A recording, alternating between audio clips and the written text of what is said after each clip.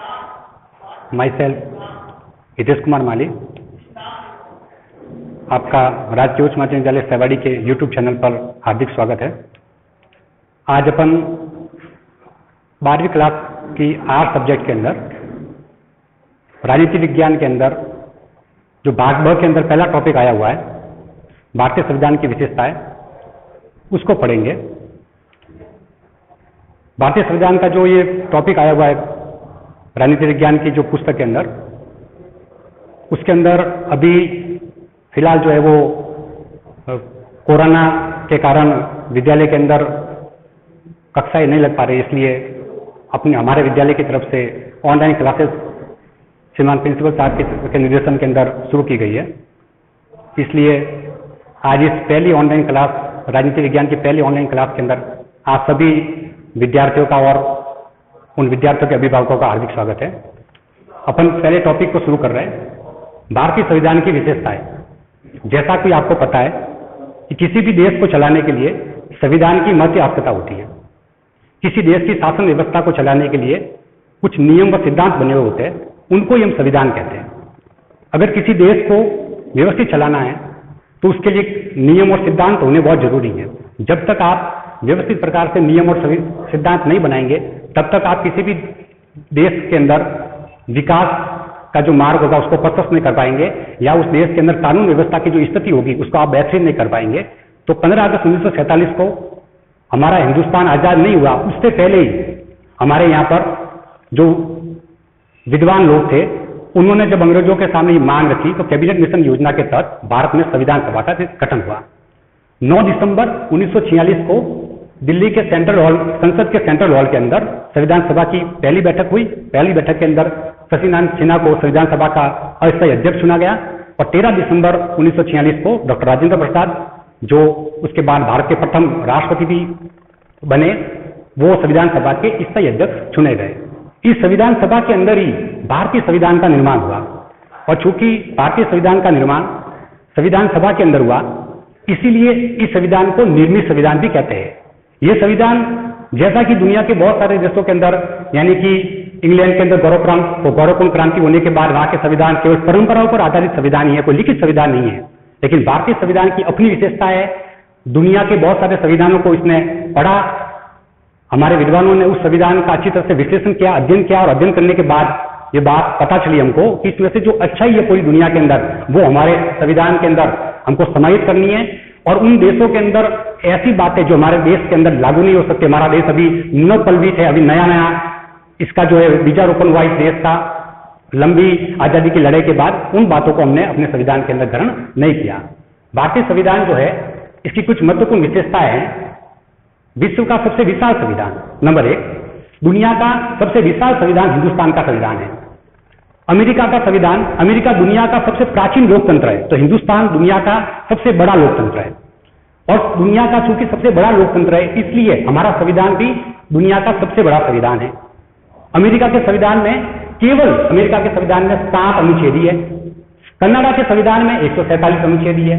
Ireland के संविधान में 128 अनुच्छेद है। लेकिन हमारे संविधान के अंदर 395 अनुच्छेद है, 22 इसके भाग है, 12 इसकी अनुसूचियां है। जब संविधान की शुरुआत हुई तो 8 अनुसूचियां थी, लेकिन धीरे धीरे और इसके अंदर जुड़ता गया।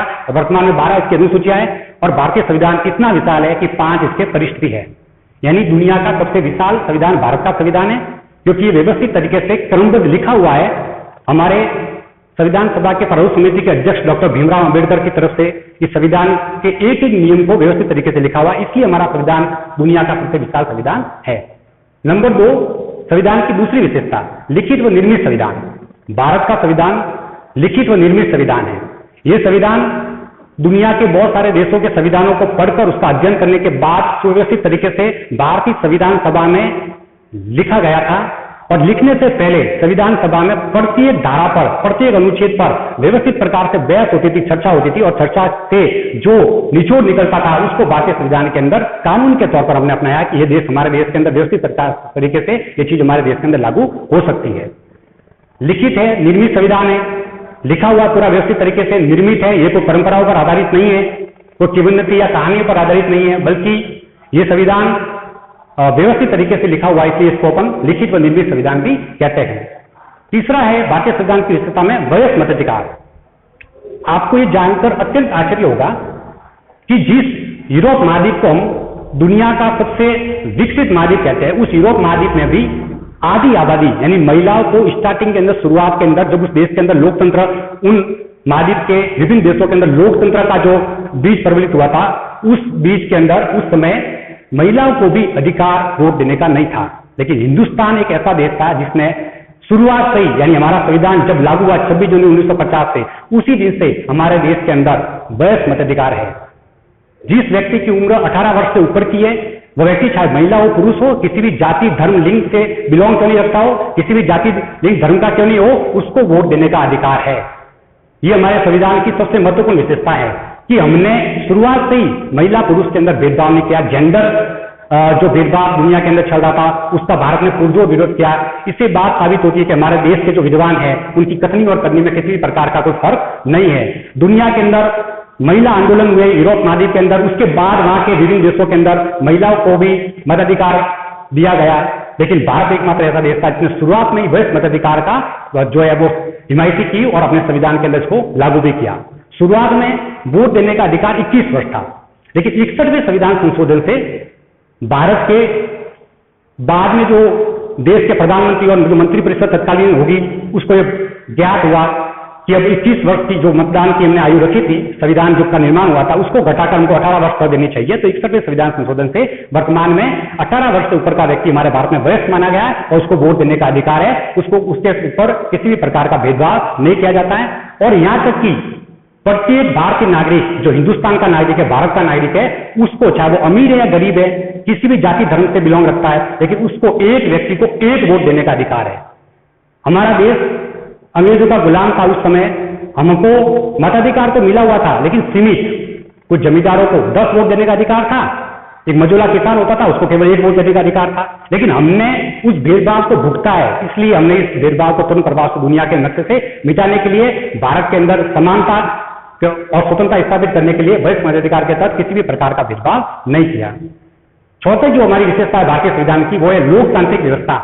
भारत का संविधान लोकतंत्र की का प्रतिबिंब है। लोकतंत्र का प्रतिबिंब इसलिए है भारत का संविधान क्योंकि यहाँ जो संप्रभुता है, अंतिम संप्रभुता, वो जनता में निहित है। जनता सब कुछ उसी में निहित है क्योंकि जनता जो है वो अपने प्रतिनिधियों के माध्यम से शासन करती है। दुनिया के बहुत सारे देशों के अंदर संसद जो है उसके प्रति मंत्रिपरिषद या वहां का राष्ट्रपति उत्तरदायी नहीं होता है, लेकिन भारत में इसके बिल्कुल उल्टा है। यहाँ पर लोकतांत्रिक शासन व्यवस्था है। प्रधानमंत्री हो या मंत्रिपरिषद हो, सभी को लोकसभा जिसके अंदर जनता के प्रतिनिधि जाकर बैठते हैं, उनके प्रति भारत के अंदर शासन प्रणाली उत्तरदायी है। इसलिए हम ये कह सकते हैं कि भारत में वास्तविक लोकतांत्रिक शासन व्यवस्था है जिसके अंदर एक आम गांव का गरीब नागरिक भी अपने वोट, बहुमूल्य वोट देकर प्रधानमंत्री या राष्ट्रपति को अपनी सीट पर बिठा भी सकता है और उसको अपने पद से हटा भी सकता है। पांचवी और सबसे महत्वपूर्ण विशेषता है मूल अधिकार एवं मूल कर्तव्य। मूल अधिकार उनको कहते हैं जो व्यक्ति के जीवन जीने के लिए बहुत आवश्यक है। उनको भारतीय संविधान के अंदर जो मूल अधिकार है और मूल कर्तव्य जो है भारतीय संविधान में जो दिए गए, इसके तहत हमारे यहाँ मूल अधिकार, जब संविधान का निर्माण हुआ तो संविधान विशेषज्ञों को ये लगा कि भारत में कुल कितने मूल अधिकार होने चाहिए, तो तत्कालीन समय में भारत में 7 मूल अधिकार रखे गए।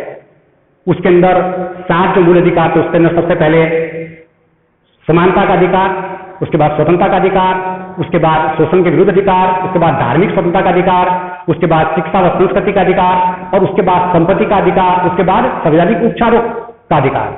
लेकिन कालांतर में 44वें संविधान संशोधन से 44वां संविधान संशोधन 1971 में जो हुआ, उससे हमारे देश के जो विद्वान थे उनको लगा कि संपत्ति का जो मूल अधिकार है उसको हमको मूल अधिकार की श्रेणी से हटा देना चाहिए। इसलिए संपत्ति के मूल अधिकार को मूल अधिकार की श्रेणी से हटाकर इसको जो है आवश्यक अधिकार की श्रेणी से बाहर निकाल दिया गया।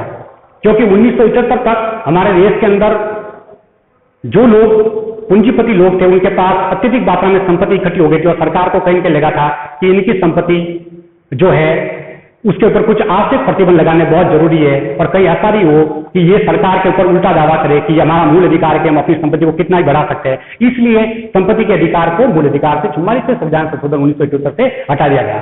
तो वर्तमान में हमारे देश के अंदर मूल अधिकार कितने रह गए पीछे? 6 मूल अधिकार।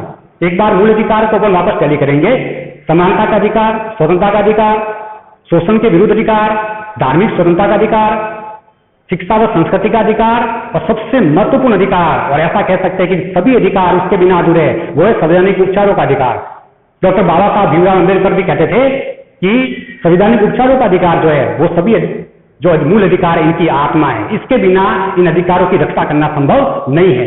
जब भी कोई व्यक्ति हमारे मूल अधिकारों को हमसे छीनेगा, इनका हनन करने की कोशिश करेगा, तो मूल अधिकार बाद योग्य है, हम उस व्यक्ति के खिलाफ न्यायालय में जा सकते हैं, सरकार के खिलाफ न्यायालय में जा सकते हैं, और निश्चित तौर पर सरकार या न्यायाधीश जो है वो हमारे मूल अधिकारों की रक्षा करेंगे।